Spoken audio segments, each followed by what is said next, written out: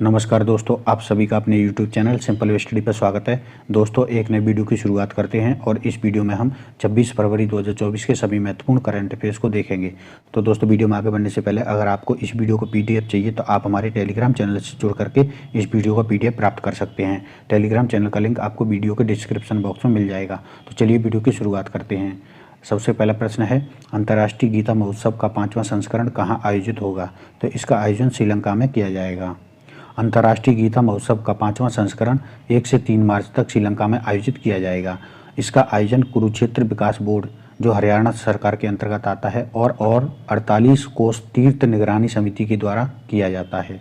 यह कार्यक्रम न केवल भगवत गीता के कालातीत ज्ञान का जश्न मनाता है, बल्कि सांस्कृतिक आदान प्रदान और सद्भाव के प्रतीक के रूप में भी ये कार्य करता है। अंतर्राष्ट्रीय गीता महोत्सव की बात करें तो हरियाणा सरकार गीता महोत्सव को कुरुक्षेत्र में अंतर्राष्ट्रीय स्तर पर 2016 से मना रही है, ठीक है। और इसको 2019 के बाद जो है अंतर्राष्ट्रीय स्तर पर भी विभिन्न देशों में मनाया जाने लगा।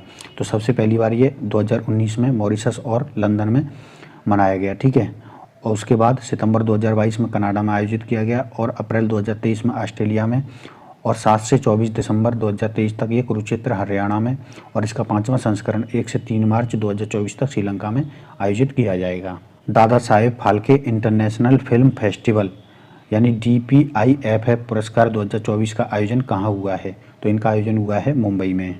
दादा Saheb Phalke international film festival award 2024 का आयोजन 20 फरवरी को मुंबई में किया गया, जहां 40 व्यक्तियों को भारतीय सिनेमा की उन्नति में उनके महत्वपूर्ण योगदान के लिए पुरस्कृत किया गया, ठीक है। इन पुरस्कारों की जो शुरुआत है वो 2016 में हुई थी, ठीक है। और ये पुरस्कार जो है सिनेमा के क्षेत्र में योगदान के लिए पुरस्कृत भारत सरकार के द्वारा जो दादा साहेब फाल्के अवार्ड दिए जाते हैं उनसे अलग हैं, ठीक। तो जो भारत सरकार के द्वारा दादा साहेब फाल्के अवार्ड दिया जाता है वो सिनेमा के क्षेत्र में भारत का सबसे बेस्ट अवार्ड है, ठीक है। जबकि ये वाला जो DPIFF अवार्ड है तो ये इससे अलग अवार्ड है, तो आप इसको अलग से ध्यान रखिए। ये केवल एक व्यक्ति को दिया जाता है एक साल में, जबकि इसमें अलग अलग कैटेगरी में कई पुरस्कार दिए गए हैं, ठीक है। तो इन दोनों में आप डिफरेंस याद रखेंगे।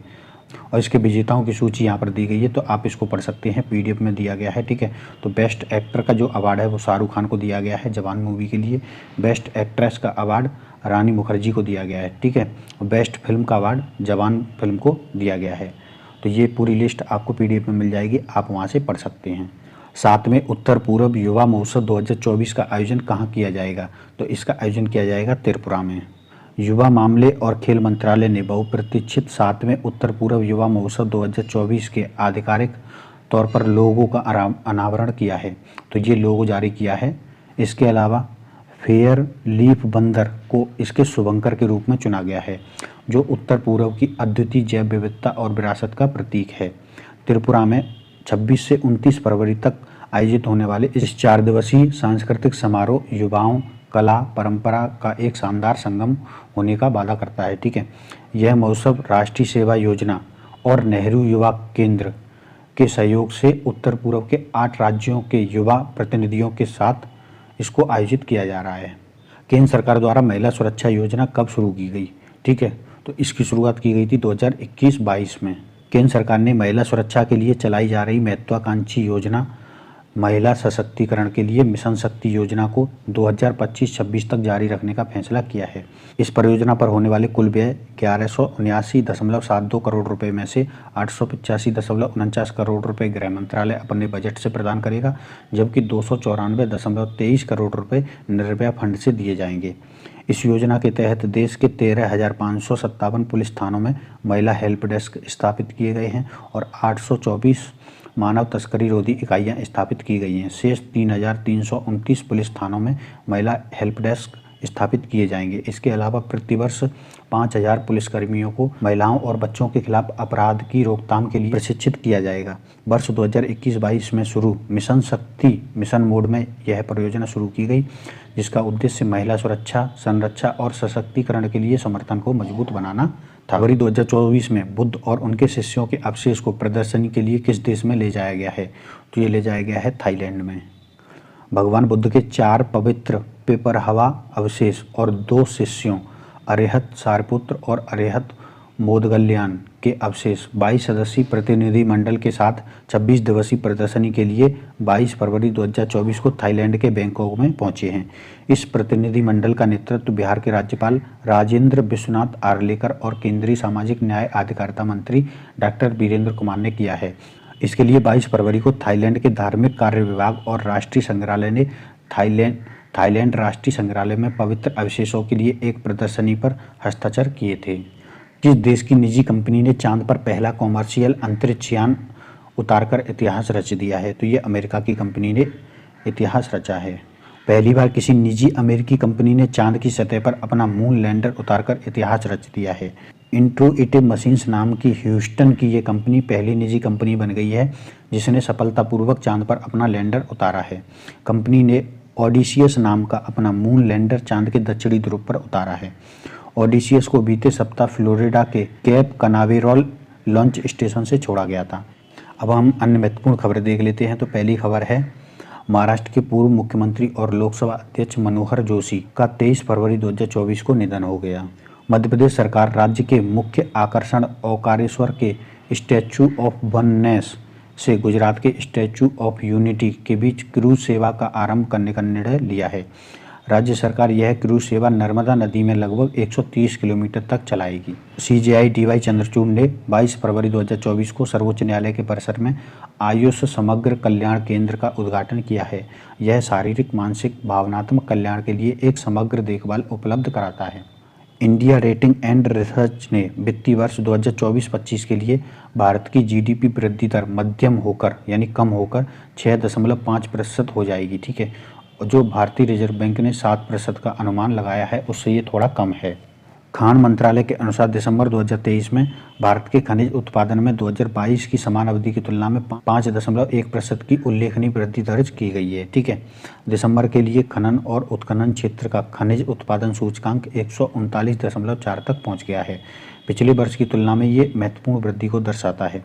लिग्नाइट, चूना पत्थर, कोयला, बॉक्साइट और प्राकृतिक गैस के उत्पादन में सकारात्मक वृद्धि देखने को मिली है, जबकि पेट्रोलियम, सोना, क्रोमाइट और फास्फोराइट हीरे के उत्पादन में नकारात्मक वृद्धि दर्ज की गई है। इन्फोसिस के CEO और MD सलिल पारेख को US India strategic and partnership forum के निदेशक मंडल के सदस्य के तौर पर शामिल किया गया है। दोस्ती 16 अभ्यास, तो भारतीय और श्रीलंकाई तटरक्षक जहाज 22 से 25 फरवरी तक मालदीव में आयोजित दोस्ती 16 अभ्यास में शामिल हुए। इस वर्ष यानी 2024 में बांग्लादेश को इसमें पर्यवेक्षक के रूप में शामिल किया गया है। भारत और मालदीव के बीच 1991 में शुरू हुए दोस्ती अभ्यास में बाद में 2012 में श्रीलंका भी शामिल हो गया था। ठीक है, तो भारत, श्रीलंका और मालदीव की सेनाएं इसमें भाग लेती हैं और 2024 का जो दोस्ती अभ्यास है वो मालदीव में आयोजित हो रहा है और इसमें पहली बार बांग्लादेश पर्यवेक्षक के तौर पर शामिल हुआ है। आयुष मंत्रालय और जनजातीय मामलों के मंत्रालय ने एकलव्य मॉडल आवासीय विद्यालयों में 20,000 आदिवासी छात्रों के स्वास्थ्य में सुधार के लिए एक सहयोगात्मक प्रयास का अनावरण किया है। ठीक है, HSBC द्वारा संकलित भारत के लिए फ्लैश परचेजिंग मैनेजर्स इंडेक्स यानी PMI में फरवरी में 7 महीने के उच्चतम स्तर 61.5 पर पहुंच गया है, जो विनिर्माण और सेवा दोनों क्षेत्रों में मजबूत प्रदर्शन का संकेत देता है। हालांकि मजबूत आर्थिक गतिविधि के बावजूद स्थिर नौकरी वृद्धि चिंता पैदा करती है। नवीकरणीय ऊर्जा समाधान प्रदाता क्लीनमैक्स और बेंगलोर इंटरनेशनल एयरपोर्ट ने टिकाऊ ऊर्जा प्रथाओं को बढ़ावा देने के लिए 25 साल के दीर्घकालिक बिजली खरीद समझौते पर हस्ताक्षर किए हैं। इस समझौते में सौर पवन कैप्टिव पावर प्रोजेक्ट से प्राप्त नवीकरणीय ऊर्जा का उत्पादन और आपूर्ति शामिल हैं, जो इस क्षेत्र में हरित ऊर्जा अपनाने की दिशा में महत्वपूर्ण कदम है। DRDO भारतीय रक्षा प्रतिष्ठान की एक गुप्त परियोजना ड्रग 2 लेजर हथियार प्रोटोटाइप का परीक्षण करने की तैयारी कर रहा है, जो स्वदेशी सैन्य प्रौद्योगिकी में महत्वपूर्ण प्रगति को दर्शाता है। IRCTC ने कैटरिंग पोर्टल के माध्यम से यात्रियों द्वारा बुक किए गए प्री ऑर्डर पर भोजन की डिलीवरी की सुविधा प्रदान करने के लिए स्विगी के साथ समझौता किया है। केंद्रीय शिक्षा और कौशल विकास एवं उद्यम मंत्री धर्मेंद्र प्रधान ने ओडिशा के संबलपुर में पहले कौशल भारत केंद्र का उद्घाटन किया है। केंद्रीय शिक्षा और कौशल विकास एवं उद्यमिता मंत्री धर्मेंद्र प्रधान ने ओडिशा के संबलपुर में राष्ट्रीय उद्यमिता विकास परियोजना का उद्घाटन किया है। यहाँ से ये परियोजना आभासी रूप से 9 शहरों में शुरू की गई है। इस पहल का उद्देश्य देश भर में PM स्वनिधि योजना के लाभार्थियों को सशक्त बनाना है। एशियाई विकास बैंक ने भारत में Gujarat international finance tech city यानी गिफ्ट सिटी के भीतर फिनटेक, शिक्षा, अनुसंधान और नवाचार को बढ़ावा देने के लिए 23 मिलियन अमेरिकी डॉलर का ऋण स्वीकृत किया है। तो दोस्तों ये थे हमारे 26 फरवरी 2024 के सभी महत्वपूर्ण करंट अफेयर्स।